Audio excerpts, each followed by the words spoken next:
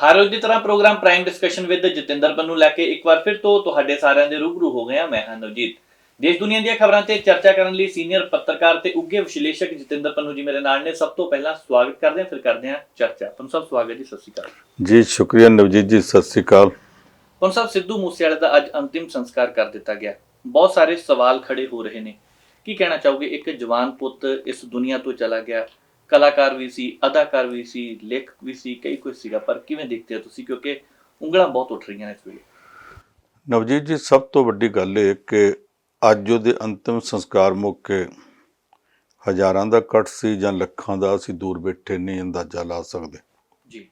ਪਰ ਇਹ ਗੱਲ ਪੱਕੀ ਹੈ ਕਿ ਛੋਟੀ ਜਿਹੀ ਉਮਰ ਦੇ ਵਿੱਚ ਉਸ ਨੌਜਵਾਨ ਨੇ ਆਪਣੇ ਪ੍ਰਸ਼ੰਸਕਾਂ ਦਾ ਘੇਰਾ ਦੁਨੀਆ ਭਰ 'ਚ ਪੈਦਾ ਕਰ ਲਿਆ ਸੀ। ਐਡਾ ਵੱਡਾ ਘੇਰਾ ਸੀ, ਇੰਨੇ ਉਹਦੀ ਗਿਣਤੀ 'ਚ ਪ੍ਰਸ਼ੰਸਕ ਸਨ, ਇੰਨੀ ਛੋਟੀ ਉਮਰ 'ਚ ਕਿਸੇ ਦੇ ਹੋਣੇ ਮੁਸ਼ਕਲ ਹੈ।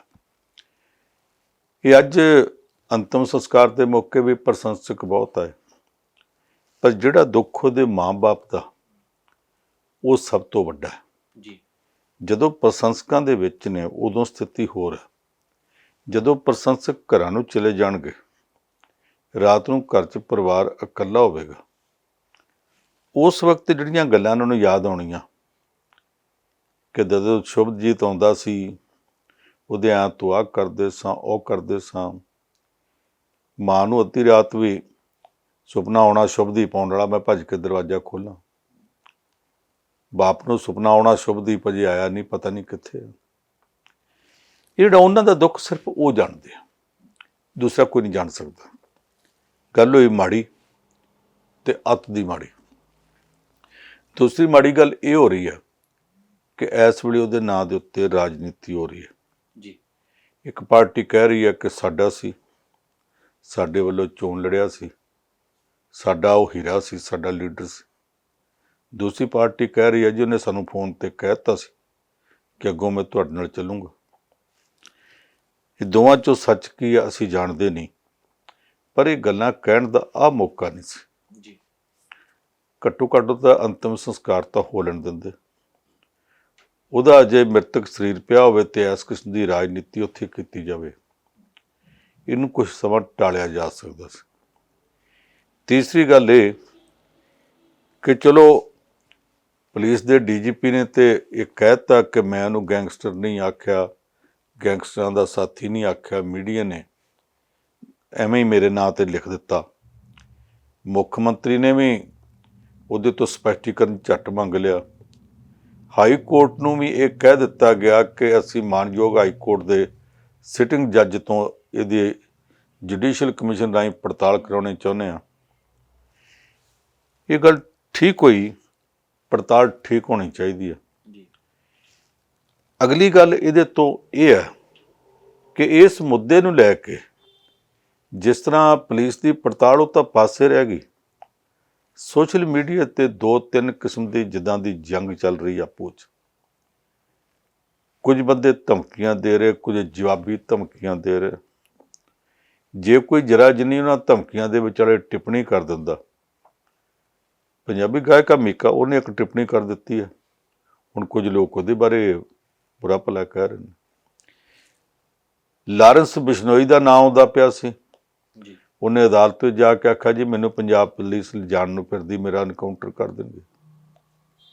ਇਹ ਸਾਰਾ ਕੁਝ ਪੁਲਿਸ ਨੇ ਕੀ ਕਰਨਾ ਕੀ ਨਹੀਂ ਕਰਨਾ, ਇਹ ਕਈ ਗੱਲਾਂ ਇਹੋ ਜਿਹੀਆਂ ਜਿਹੜੀਆਂ ਇਸ ਮੌਕੇ ਚਰਚਾ ਦੇ ਵਿੱਚ ਆਏ ਬਗੈਰ ਵੀ ਕੀਤੀਆਂ ਜਾ ਸਕਦੀਆਂ, ਪਰ ਉਹ ਵੀ ਚਰਚਾ ਪਤਾ ਨਹੀਂ ਕਿੰਨੇ ਕਿਸਮ ਦੀ ਹੁੰਦੀ ਪਈ ਹੈ ਤੇ ਹੋਈ ਜਾਣੀ, ਇਹਨੂੰ ਰੁਕਣਾ ਨਹੀਂ। ਸੋਸ਼ਲ ਮੀਡੀਆ ਦੇ ਉੱਤੇ ਕੁਝ ਲੋਕ ਇਸ ਚਰਚਾ ਨੂੰ ਵਧਾਉਣ ਹੀ ਲੱਗੇ ਰਹਿੰਦੇ ਆ। ਇਹ ਜਿਸ ਤਰ੍ਹਾਂ ਦੀ ਬਹਿਸ ਹੈ, ਇਹ ਬਹਿਸ ਦਾ ਮੌਕਾ ਨਹੀਂ।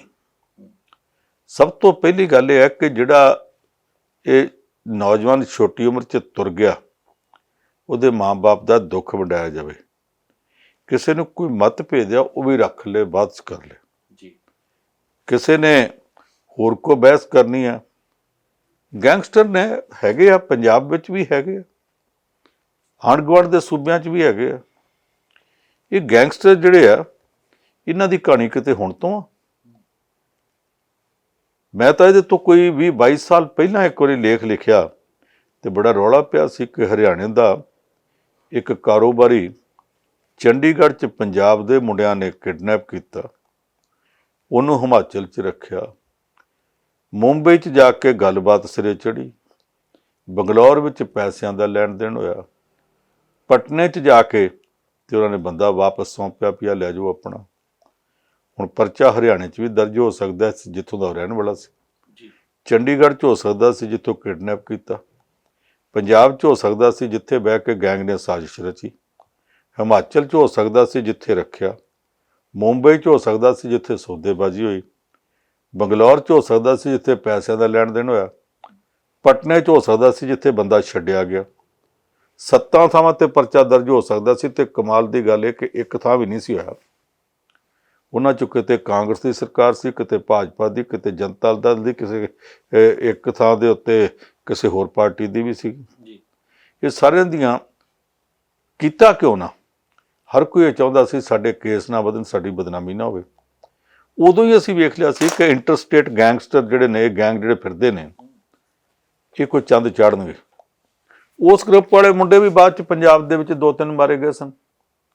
ਉਦੋਂ ਤੋਂ ਲੈ ਕੇ ਅੱਜ ਤੱਕ ਇਸ ਹਕੀਕਤ ਨੂੰ ਪ੍ਰਵਾਨ ਕਰਨਾ ਚਾਹੀਦਾ ਕਿ ਹਿੰਦੁਸਤਾਨ 'ਚ ਗੈਂਗਸਟਰ ਇਸ ਵੇਲੇ ਹੈਗੇ ਆ, ਖੁੱਲ੍ਹੇ ਤੌਰ 'ਤੇ ਧਮਕੀਆਂ ਦਿੰਦੇ ਆ।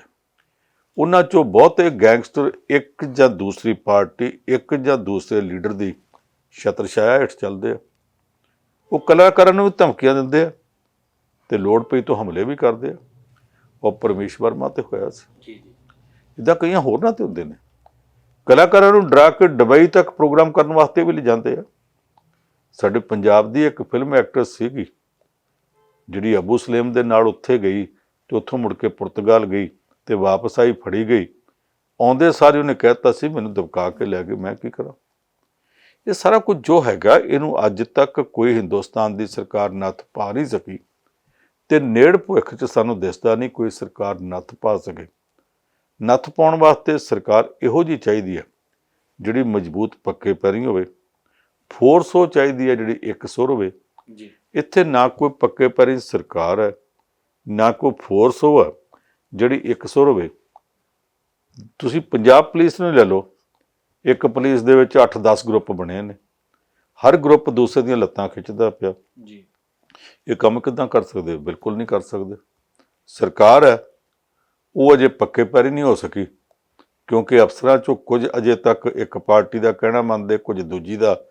ਥੋੜ੍ਹੇ ਬਹੁਤ ਹੈਗੇ ਨੇ ਜਿਹੜੇ ਇਸ ਸਰਕਾਰ ਦੇ ਨਾਲ ਨੇ, ਇਹ ਵੀ ਪੱਕੇ ਪੈਰੀ ਨਹੀਂ। ਜਦੋਂ ਇਹੋ ਜਿਹਾ ਹਾਲ ਹੋਵੇ ਨਾ, ਉਦੋਂ ਫਿਰ ਗੈਂਗਸਟਰਾਂ ਦਾ ਬੋਲਬਾਲਾ ਹੁੰਦਾ ਅਸੀਂ ਸੁੱਖ ਮੰਗੀਏ ਕਿ ਸਿੱਧੂ ਮੂਸੇਵਾਲੇ ਤੋਂ ਬਾਅਦ ਇੱਥੇ ਤਾਂ ਜੋ ਹੋ ਗਿਆ ਸੋ ਹੋ ਗਿਆ। ਉਹਦੇ ਮਾਂ-ਬਾਪ ਵਾਸਤੇ ਬਹੁਤ ਵੱਡਾ ਦੁਖਾਂਤ ਹੈ। ਸਾਡੀ ਸਾਰਿਆਂ ਦੀ ਹਮਦਰਦੀ ਉਹਨਾਂ ਨਾਲ ਹੋਣੀ ਚਾਹੀਦੀ ਹੈ, ਪਰ ਅੱਗੋਂ ਵਾਸਤੇ ਹੀ ਇਹ ਸੁੱਖ ਮੰਗੀਏ ਕਿ ਕਿਸੇ ਹੋਰ ਘਰ ਦੇ ਵਿੱਚ ਇਹੋ ਜਿਹਾ ਕਹਿਰ ਨਾ ਵਾਪਰੇ ਜੋ ਦੁੱਖ ਸਿੱਧੂ ਦੇ ਬਾਪ ਨੂੰ, ਸਿੱਧੂ ਦੀ ਮਾਂ ਨੂੰ ਝੱਲਣਾ ਪਿਆ, ਉਹ ਕਿਸੇ ਹੋਰ ਨੂੰ ਨਾ ਝੱਲਣਾ ਪਵੇ। ਕਿਤੇ ਨਾ ਕਿਤੇ ਇਹਨੂੰ ਬ੍ਰੇਕ ਲੱਗਣੀ ਚਾਹੀਦੀ ਹੈ। ਜੀ ਪੰਨੂ ਸਾਹਿਬ, ਕਿਉਂਕਿ ਗੈਂਗਵਾਰ ਦੀਆਂ ਘਟਨਾਵਾਂ ਪੰਜਾਬ, ਭਾਰਤ, ਇਹ ਤੋਂ ਇਲਾਵਾ ਹੋਰ ਵੀ ਕਈ ਦੇਸ਼ਾਂ 'ਚ ਵੱਧਦੀਆਂ ਜਾ ਰਹੀਆਂ ਨੇ। ਅਮਰੀਕਾ ਦੀ ਗੱਲ ਕਰਦੇ ਆ ਪੰਨੂ ਸਾਹਿਬ, ਗਨ ਕਲਚਰ ਖਤਮ ਕਰਨਾ ਹੈ, ਅਮਰੀਕੀ ਰਾਸ਼ਟਰਪਤੀ ਜੋ ਬਾਈਡਨ ਸਾਹਿਬ ਕਹਿੰਦੇ ਨੇ। ਇੱਕ ਪਾਸੇ ਅਰਬਾਂ ਦਾ ਕਾਰੋਬਾਰ ਹੈ ਤੇ ਦੂਸਰੇ ਪਾਸੇ ਪਿਛਲੇ ਦਿਨੀ ਖਬਰਾਂ ਆਈਆਂ ਸੀਗੀਆਂ ਕਿ ਸਕੂਲ ਵਿੱਚ ਜਦੋਂ ਗੋਲੀਆਂ ਚੱਲੀਆਂ 23 ਬੱਚਿਆਂ ਦੀ ਮੌਤ ਹੋਈ ਹੈ। ਪੂਰੇ ਵਿਸ਼ਵ ਦੇ ਵਿੱਚ ਜਦੋਂ ਖਬਰ ਗਈ ਤਾਂ ਲੋਕ ਬਹੁਤ ਹਮਦਰਦੀ ਜਤਾ ਰਹੇ ਸੀਗੇ। ਇਹ ਲੱਗਦਾ ਹੈ ਕਿ ਖਤਮ ਕਰ ਸਕਣਗੇ ਕਿਉਂਕਿ ਅਰਬਾਂ ਦਾ ਕਾਰੋਬਾਰ ਮੈਂ ਕਹਿ ਕੇ ਹਟਿਆ। ਦੁਨੀਆ ਭਰ ਦੇ ਵਿੱਚ ਇਸ ਤਰ੍ਹਾਂ ਦੀਆਂ ਘਟਨਾਵਾਂ ਵਾਪਰਦੀਆਂ ਜੀ। ਇੱਦਾਂ ਦੀਆਂ ਘਟਨਾਵਾਂ ਇਟਲੀ 'ਚ ਵਾਪਰ ਚੁੱਕੀਆਂ, ਕਸੋਵੋ 'ਚ, ਰੂਸ ਵਿੱਚ, ਫਰਾਂਸ ਵਿੱਚ ਵਾਪਰ ਚੁੱਕੀਆਂ, ਇੰਗਲੈਂਡ 'ਚ ਵਾਪਰ ਚੁੱਕੀਆਂ। ਇੱਕ ਵਾਰੀ ਮਾਨਚੈਸਟਰ ਦੇ ਵਿੱਚ ਇੱਕ ਕਨਸਰਟ ਚੱਲ ਰਿਹਾ ਸੀ, ਮਿਊਜ਼ਿਕ ਪ੍ਰੋਗਰਾਮ ਸੀ, ਇੱਕ ਬੰਦੇ ਨੇ ਆ ਕੇ ਗੋਲੀਆਂ ਚਲਾ ਕੇ ਕਈ ਦਰਜਨਾਂ ਲੋਕ ਮਾਰਤੇ ਸੀ। ਕੈਨੇਡਾ ਦੇ ਵਿੱਚ ਹੋਰ ਇੱਕ ਵਾਰੀ ਵਾਪਰੀ ਸੀ 2 ਸਾਲ ਪਹਿਲਾਂ।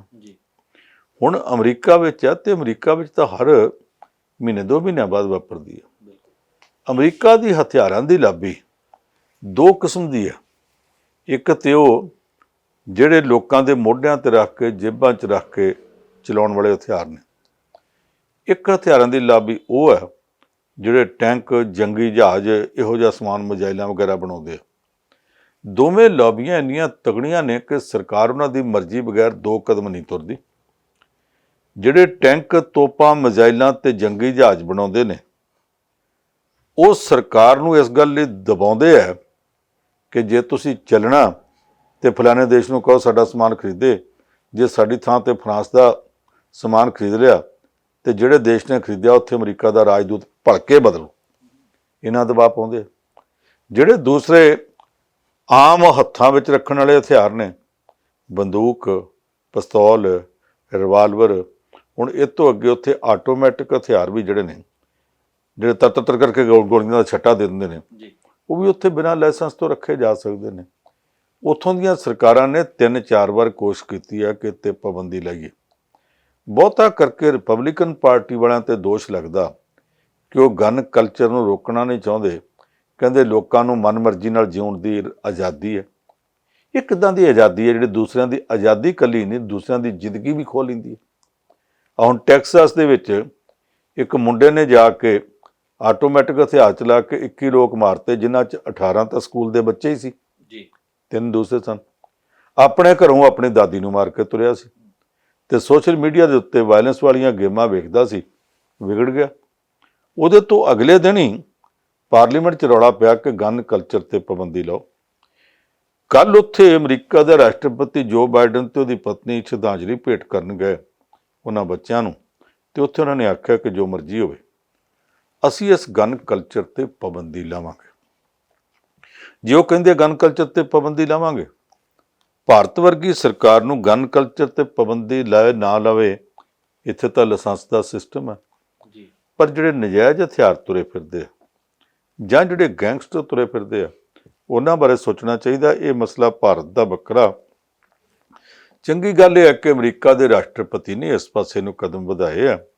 ਜੋ ਇਹ ਕੰਮ ਸਿਰੇ ਚਾੜ ਦੇਣ ਤੇ ਉੱਥੋਂ ਦੇ ਲੋਕ ਸੌਖੇ ਰਹਿਣਗੇ। ਪਰ ਸਰ, ਦਿੱਲੀ ਦੇ ਸਿਹਤ ਮੰਤਰੀ ਨੂੰ ਗ੍ਰਿਫਤਾਰ ਕੀਤਾ ਗਿਆ, ਮਨੀ ਲਾਂਡਰਿੰਗ ਦੇ ਮਾਮਲੇ ਵਿੱਚ ਕਾਰਵਾਈ ਹੋਈ ਹੈ। ਕਿਵੇਂ ਦੇਖਦੇ ਆ? ਪਹਿਲਾਂ ਪੰਜਾਬ ਵਾਲੇ ਪਾਸਿਓਂ ਸਿੰਗਲਾ ਸਾਹਿਬ ਸੀਗੇ ਤਾਂ ਹੁਣ ਦਿੱਲੀ ਵਾਲੇ ਪਾਸੇ ਸਿਹਤ ਮੰਤਰੀ। ਦੇਖੋ, ਸਿਹਤ ਮੰਤਰੀ ਦਾ ਮਾਮਲਾ ਨਹੀਂ ਜੀ। ਉੱਥੋਂ ਵਾਲਾ ਜਿਹੜਾ ਉਹ ਗ੍ਰਿਫਤਾਰ ਕੀਤਾ ਗਿਆ, ਬਰਖਾਸਤ ਨਹੀਂ ਕੀਤਾ ਗਿਆ। ਉਹਦੇ ਪਿੱਛੇ ਸਰਕਾਰ ਆ, ਮੁੱਖ ਮੰਤਰੀ ਅਰਵਿੰਦ ਕੇਜਰੀਵਾਲ ਡਟ ਕੇ ਖਲੋਤਾ। ਇੱਥੋਂ ਵਾਲੇ ਸਿਹਤ ਮੰਤਰੀ ਨੂੰ ਪੰਜਾਬ ਦੇ ਮੁੱਖ ਮੰਤਰੀ ਨੇ ਆਪ ਪੁਲਿਸ ਸੱਦ ਕੇ ਗ੍ਰਿਫਤਾਰ ਕਰਾਇਆ। ਇਹ ਰਿਸ਼ਵਤ ਲੈਂਦਾ, ਸੌਦਾ ਮਾਰਦਾ ਫੜਿਆ ਗਿਆ ਤੇ ਫਿਰ ਇਹਨੇ ਮੰਨਿਆ ਕਿ ਹਾਂ ਮੈਂ ਸੌਦਾ ਮਾਰਿਆ। ਇਹਦਾ ਕਰਕੇ ਇਹ ਜਿਹੜਾ ਇਹਨੂੰ ਗ੍ਰਿਫਤਾਰ ਕਰਾਇਆ ਗਿਆ। ਜਿਹੜਾ ਦਿੱਲੀ ਵਾਲਾ ਸਿਹਤ ਮੰਤਰੀ ਹੈ ਸਤਿੰਦਰ ਜੈਨ, ਉਹਦੀ ਕਹਾਣੀ ਹੈ ਕਿ ਉਹ ਜਦੋਂ ਤੋਂ ਇਸ ਪਾਰਟੀ 'ਚ ਆਇਆ ਤੇ ਜਦੋਂ ਤੋਂ ਦਿੱਲੀ ਸਰਕਾਰ 'ਚ ਮੰਤਰੀ ਬਣਿਆ, ਕੇਂਦਰ ਸਰਕਾਰ ਚਲਾਉਣ ਵਾਲੀ ਪਾਰਟੀ ਭਾਰਤੀ ਜਨਤਾ ਪਾਰਟੀ ਵਾਲਿਆਂ ਉਹਨਾਂ ਆਗੂਆਂ ਦੀਆਂ ਅੱਖਾਂ 'ਚੋਂ ਰੜਕਦਾ। ਉਹਨਾਂ ਨੇ ਕਈ ਵਾਰ ਇਹਨੂੰ ਘਿਰਨ ਦੀ ਕੋਸ਼ਿਸ਼ ਕੀਤੀ। ਇਹਦੇ ਪਰਿਵਾਰ ਦੀਆਂ ਕੰਪਨੀਆਂ ਨੇ, ਉਹਨਾਂ ਕੰਪਨੀਆਂ 'ਤੇ ਛਾਪੇ ਮਾਰੇ ਗਏ। ਇਹਦੇ ਪਰਿਵਾਰ ਦੀਆਂ ਔਰਤਾਂ ਦੇ ਉੱਤੇ ਵੀ ਕੇਸ ਬਣਾਏ ਗਏ। ਫਿਰ ਇਹ ਆਖਿਆ ਗਿਆ ਮਨੀ ਲਾਂਡਰਿੰਗ ਕਰਦੇ ਆ, ਫਿਰ ਇਹ ਆਖਿਆ ਗਿਆ ਨਜਾਇਜ਼ ਕਰਦੇ ਨੇ। ਐਨਫੋਰਸਮੈਂਟ ਡਾਇਰੈਕਟੋਰੇਟ ਨੇ ਇੱਥੇ ਕੇਸ ਬਣਾਏ। ਬਾਅਦ ਵਿੱਚ ਪਤਾ ਨਹੀਂ ਕੀ ਕਾਰਨ ਹੈ, ਉਹ ਕੇਸ ਇੱਕਦਮ ਦੱਬ ਦਿੱਤੇ, ਇਹਨੂੰ ਮੁੜ ਸੱਦਦੇ ਸੀ, ਸੱਦਣਾ ਬੰਦ ਕਰਤਾ।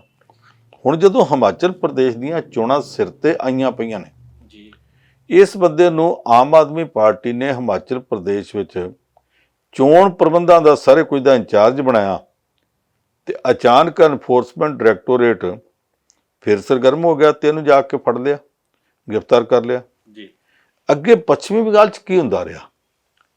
ਉੱਥੇ ਜਦੋਂ ਚੋਣਾਂ ਨੇੜੇ ਆਈਆਂ ਸੀ, ਮਮਤਾ ਬੈਨਰਜੀ ਦੇ ਕਦੇ ਕਿਸੇ ਅਫਸਰ ਨੂੰ ਗ੍ਰਿਫਤਾਰ ਕਰ ਲੈਂਦੇ ਸੀ, ਕਦੇ ਕਿਸੇ ਮੰਤਰੀ ਨੂੰ, ਕਦੇ ਕਿਸੇ ਐਮਐਲਏ ਜਾਂ ਪਾਰਲੀਮੈਂਟ ਮੈਂਬਰ ਨੂੰ, ਕਈਆਂ ਨੂੰ 10-10 ਵਾਰ ਸੱਦਿਆ। ਮੁਕੁਲ ਰਾਏ ਮਮਤਾ ਬੈਨਰਜੀ ਦਾ ਰਾਈਟ ਹੈਂਡ ਗਿਣਿਆ ਜਾਂਦਾ ਸੀ। ਉਹਨੂੰ ਸ਼ਾਰਦਾ ਚਿੱਟ ਫੰਡ ਘੁਟਾਲੇ ਦੇ ਵਿੱਚ ਮੁੜ ਕੇ ਸੱਦਦੇ ਸੀ।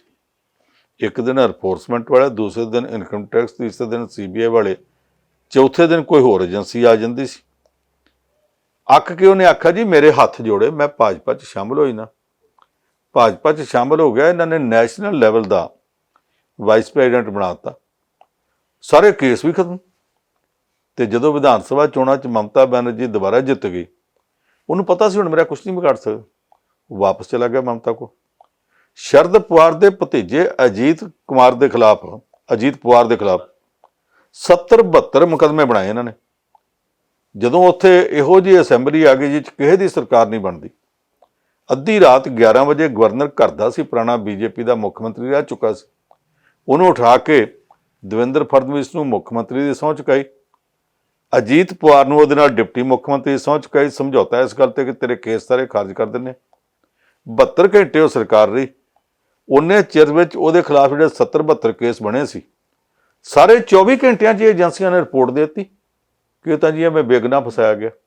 ਜਦੋਂ ਰਿਪੋਰਟ ਚਲੀ ਗਈ, ਮੁੱਖ ਮੰਤਰੀ ਦੇ ਦਸਤਖਤ ਹੋ ਗਏ ਕਿ ਕੇਸ ਖਾਰਜ ਕੀਤੇ ਜਾਂਦੇ ਆ। ਉਹ ਅਗਲੇ ਦਿਨ ਇਹਨਾਂ ਨੂੰ ਛੱਡ ਕੇ ਉਧਵ ਠਾਕਰੇ ਨਾਲ ਤੇ ਕਾਂਗਰਸ ਨਾਲ ਰਲ ਗਿਆ, ਨਵੀਂ ਸਰਕਾਰ ਬਣ ਗਈ। ਹੁਣ ਇਹਨਾਂ ਨੇ ਆਪ ਕੇਸ ਖਾਰਜ ਕੀਤੇ ਸੀ, ਦੁਬਾਰਾ ਕਿੱਦਾਂ ਚਲਾ ਸਕਦੇ ਆ ਜੀ? ਜੇ ਅੱਜ ਦਿੱਲੀ ਦਾ ਜਿਹੜਾ ਹੈਲਥ ਮਿਨਿਸਟਰ ਹੈ ਸਤਿੰਦਰ ਜੈਨ ਸ਼ਾਮ ਨੂੰ ਐਲਾਨ ਕਰਦੇ ਮੈਂ ਬੀਜੇਪੀ 'ਚ ਸ਼ਾਮਲ ਹੁੰਨਾ, ਭਲਕ ਨੂੰ ਕੇਸ ਖਾਰਜ ਹੋ ਜਾਣਗੇ। ਤੇ ਜੇ 1 ਮਹੀਨੇ ਬਾਅਦ ਉਹ ਫਿਰ ਵਾਪਸ ਆ ਜੇ ਆਮ ਆਦਮੀ ਪਾਰਟੀ 'ਚ, ਫਿਰ ਪੱਲੇ ਕੀ ਰਹਿ ਜਾਏਗਾ ਜੀ? Enforcement directorate, CBI, income tax, ਜਿੰਨੀਆਂ ਏਜੰਸੀਆਂ ਨੇ, ਇਹਨਾਂ ਏਜੰਸੀਆਂ ਨੂੰ ਭਾਜਪਾ ਨੇ ਆਪਣੇ ਵਿੰਗ ਬਣਾ ਕੇ, ਆਪਣੀ ਪਾਰਟੀ ਦੇ ਗਰੁੱਪ ਬਣਾ ਕੇ ਵਰਤਣਾ ਸ਼ੁਰੂ ਕਰ ਦਿੱਤਾ। ਇਹ ਗੱਲ ਗਲਤ ਹੈ। ਪਹਿਲਾਂ ਕਾਂਗਰਸ ਵੀ ਕਰਦੀ ਰਹੀ ਹੈ ਤੇ ਕਾਂਗਰਸ ਦਾ ਜੋ ਹਸ਼ਰ ਹੋਇਆ ਸਾਰਿਆਂ ਨੂੰ ਪਤਾ। ਹੁਣ ਇਹਨਾਂ ਨੇ ਉਹ ਕੁਝ ਕਰਨਾ ਸ਼ੁਰੂ ਕਰਤਾ ਤੇ ਸਾਰਿਆਂ ਨੂੰ ਪਤਾ ਕਿ ਇਹ ਵੀ ਗਲਤ ਕਰਦੇ ਪਏ ਆ। ਹਾਂ, ਇੱਕ ਦਬਾਅ, ਲੋਕ ਬੋਲਦੇ ਨਹੀਂ, ਪਰ ਪਤਾ ਸਭ ਨੂੰ ਹੈ ਕਿ ਗਲਤ ਕਰ ਰਿਹਾ। ਪੰਥ ਸਾਹਿਬ, ਸ਼੍ਰੋਮਣੀ ਗੁਰਦੁਆਰਾ ਪ੍ਰਬੰਧਕ ਕਮੇਟੀ ਦੇ ਇੱਕ ਜਥੇ ਨੇ ਪਾਕਿਸਤਾਨ ਜਾਣਾ ਸੀ ਗੁਰਧਾਮਾਂ ਦੇ ਦਰਸ਼ਨਾਂ ਲਈ, ਪ੍ਰੋਗਰਾਮ ਕਰ ਦਿੱਤਾ ਰੱਦ। ਇਹਦਾ ਕਾਰਨ ਕੀ ਹੈ ਜੀ? ਦੇਖੋ, ਜਦੋਂ ਬੀਬੀ ਜਗੀਰ ਕੌਰ ਪਹਿਲੀ ਵਾਰੀ ਪ੍ਰਧਾਨ ਬਣੇ ਸ਼੍ਰੋਮਣੀ ਗੁਰਦੁਆਰਾ ਪ੍ਰਬੰਧਕ ਕਮੇਟੀ ਦੇ ਜੀ, ਉਦੋਂ ਪਾਕਿਸਤਾਨ ਦੇ ਵਿੱਚ ਫੌਜੀ ਰਾਸ਼ਟਰਪਤੀ ਜਨਰਲ ਮੁਸ਼ਰਫ ਦਾ ਰਾਜ ਸੀ। ਉਹਨੇ ਪਾਕਿਸਤਾਨ ਸਿੱਖ ਗੁਰਦੁਆਰਾ ਪ੍ਰਬੰਧਕ ਕਮੇਟੀ ਬਣਾਤੀ। ਉਦੋਂ ਕੀ ਇਹ ਫੈਸਲਾ ਹੋਇਆ ਕਿ ਕੈਨੇਡਾ 'ਚ ਰਹਿੰਦੇ ਪਾਲ ਸਿੰਘ ਪੁਰੇਵਾਲ ਨਾਂ ਦੇ ਸਿੱਖ ਵਿਦਵਾਨ ਨੇ ਜਿਹੜਾ ਨਾਨਕਸ਼ਾਹੀ ਕੈਲੰਡਰ ਬਣਾਇਆ, ਉਹ ਕੈਲੰਡਰ ਸਿੱਖ ਪੰਥ ਪ੍ਰਵਾਨ ਕਰੇ ਤੇ ਲਾਗੂ ਕਰ ਦੇ। ਲਾਗੂ ਕੀਤਾ। ਪਾਕਿਸਤਾਨ ਸਿੱਖ ਗੁਰਦੁਆਰਾ ਪ੍ਰਬੰਧਕ ਕਮੇਟੀ ਨੇ ਸਭ ਤੋਂ ਪਹਿਲਾਂ ਆਖਿਆ ਜੀ ਅਸੀਂ ਵੀ ਲਾਗੂ ਕਰਦੇ ਹਾਂ ਤਾਂ ਕਿ ਸ਼੍ਰੋਮਣੀ ਕਮੇਟੀ ਤੋਂ ਮਾਨਤਾ ਮਿਲ ਜੇ। ਉੱਦਾਂ ਮੰਨਦੇ ਨਹੀਂ ਸੀ। ਫਿਰ ਇੱਥੇ ਪੰਜਾਬ ਦੇ ਵਿੱਚ ਕੁਝ ਸੰਤਾਂ ਦੇ ਡੇਰਿਆਂ ਨੇ ਕਹਿਤਾ ਸਾਨੂੰ ਸੂਟ ਨਹੀਂ ਕਰਦਾ, ਅਸੀਂ ਤੇ ਮੱਸਿਆ ਚੱਲਦੇ ਸੁਦੀ ਵਧੀ ਦੇ ਹਿਸਾਬ ਨਾਲ ਚਲਾਉਣੇ ਹੁੰਦੇ ਆ, ਤੁਸੀਂ ਤੇ ਕੰਮ ਖਰਾਬ ਕਰਤਾ, ਇਹਨਾਂ ਕੈਲੰਡਰ ਸੋਧਤਾ। ਕੁਝ ਲੋਕਾਂ ਨੇ ਫਿਰ ਆਖਿਆ ਸਾਨੂੰ ਇਤਰਾਜ਼ ਆ, ਇੱਕ ਵਾਰੀ ਹੋਰ ਸੋਧਤਾ, 3 ਵਾਰ ਕੈਲੰਡਰ ਸੋਧਿਆ। ਹੁਣ ਜਿਹੜੀ ਪਾਕਿਸਤਾਨ ਗੁਰਦੁਆਰਾ ਕਮੇਟੀ ਹੈ, ਉਹ ਸਭ ਤੋਂ ਪਹਿਲਾ ਕੈਲੰਡਰ ਜਿਹੜਾ ਲਾਗੂ ਹੋਇਆ ਸੀ ਉੱਤੇ ਖੜੀ ਹੈ। ਇਹ ਨਵਾਂ ਕੈਲੰਡਰ ਲਈ ਫਿਰਦੇ ਆ। ਹੁਣ ਉਹਨਾਂ ਦੇ ਹਿਸਾਬ ਨਾਲ 16 ਜੂਨ ਨੂੰ 5ਵੇਂ ਗੁਰੂ ਸਾਹਿਬ ਦਾ ਸ਼ਹੀਦੀ ਗੁਰਪੁਰਬ ਹੈ, ਇਹਨਾਂ ਦੇ ਹਿਸਾਬ ਨਾਲ 3 ਜੂਨ ਨੂੰ ਹੈ ਜੀ।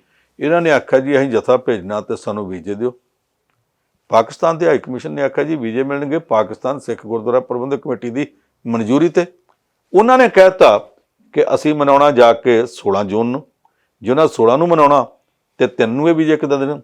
ਅੱਗੇ 4-5 ਵਾਰੀ ਇਸ ਗੱਲ ਤੇ ਰੇੜਕਾ ਪੈ ਚੁੱਕਾ। ਉਹ ਕਹਿੰਦੇ ਜੀ ਜਦੋਂ ਅਸੀਂ ਗੁਰਪੁਰਬ ਮਨਾਉਣਾ ਤੁਸੀਂ ਜਥਾ ਭੇਜ ਦਿਓ, ਜਦੋਂ ਅਸੀਂ ਮਨਾ ਹੀ ਨਹੀਂ ਰਹੇ ਤੁਸੀਂ ਜਥਾ ਕਿੱਦੋਂ ਭੇਜੋਗੇ?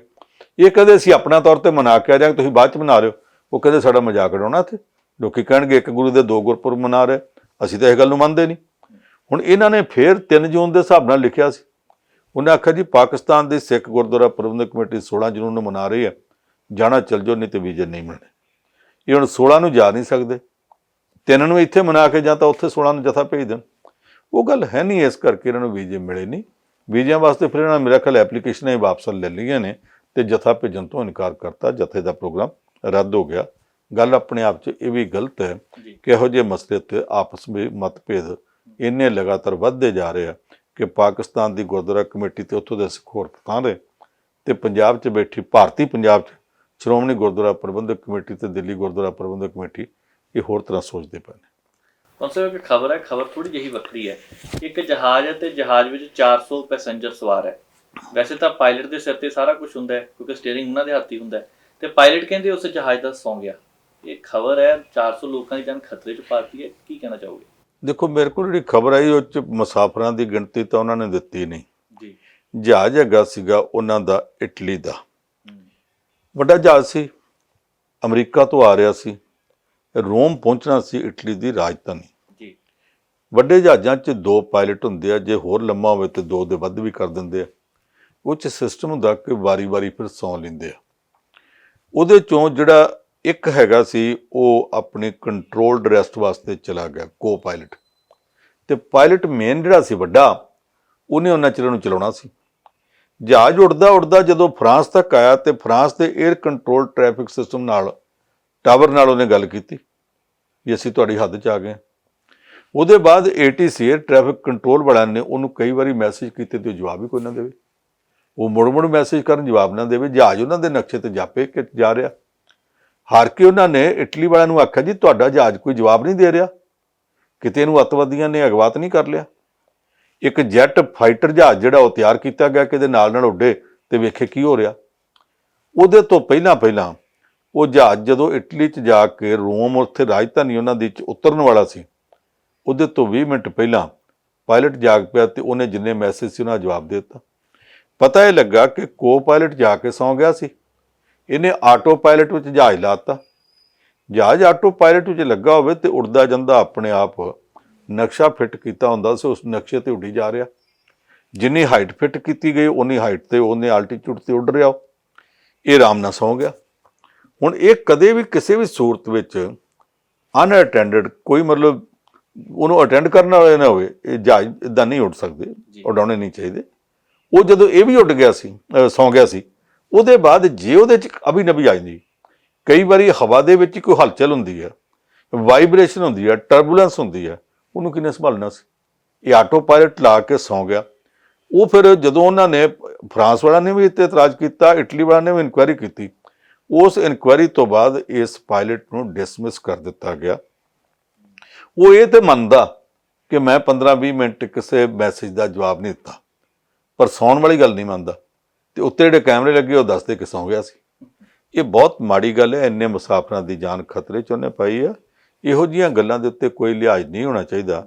ਜੇ ਇਟਲੀ ਦੀ 에ਅਰਲਾਈਨ ਨੇ ਲਿਹਾਜ਼ ਨਹੀਂ ਕੀਤਾ ਤੇ ਠੀਕ ਕੀਤਾ, ਉਹ ਕੱਢ ਦੇਣ ਦੇ ਕਾਬਲ ਸੀ, ਕੱਢ ਦਿੱਤਾ ਗਿਆ। ਪੰਸਾ ਉਹ ਤਾਂ ਕਲਾਸਾਂ ਵਿੱਚ ਬੱਚੇ ਸੌਂਦੇ ਸੁਣਿਆ, ਪਾਰਲੀਮੈਂਟ ਵਿੱਚ ਕਈ ਮੈਂਬਰ ਸੌਂਦੇ ਦੇਖੇ ਸੀ, ਮੰਤਰੀ ਵੀ ਸੌਂ ਜਾਂਦੇ ਆ, ਪਰ ਇਹ ਗਲਤ ਹੈ। ਚਲੋ ਖੈਰ, ਕਾਰਵਾਈ ਹੋਣੀ ਚਾਹੀਦੀ ਹੈ। ਬਾਕੀ ਤੁਸੀਂ ਪੰਸਾ ਖਬਰਾਂ ਤੇ ਚਰਚਾ ਕੀਤੀ, ਤੁਹਾਡਾ ਬਹੁਤ ਬਹੁਤ ਧੰਨਵਾਦ ਜੀ। ਮਿਹਰਬਾਨੀ, ਸ਼ੁਕਰੀਆ। ਸੋ ਉਮੀਦ ਕਰਦੇ ਹਾਂ ਤੁਹਾਨੂੰ ਇਹ ਪ੍ਰੋਗਰਾਮ ਜ਼ਰੂਰ ਪਸੰਦ ਆਇਆ ਹੋਣਾ। ਅੱਜ ਦੇ ਇਸ ਪ੍ਰੋਗਰਾਮ ਵਿੱਚ ਸਮਾਪਤ ਕਰਦੇ ਹਾਂ। ਹੋਰਾਂ ਪ੍ਰੋਗਰਾਮਾਂ ਲਈ ਦੇਖ ਰਹੋ ਪ੍ਰਾਈਮ ਏਸ਼ੀਆ TV, ਤੁਹਾਡਾ ਆਪਣਾ, ਤੁਹਾਡੇ ਲਈ।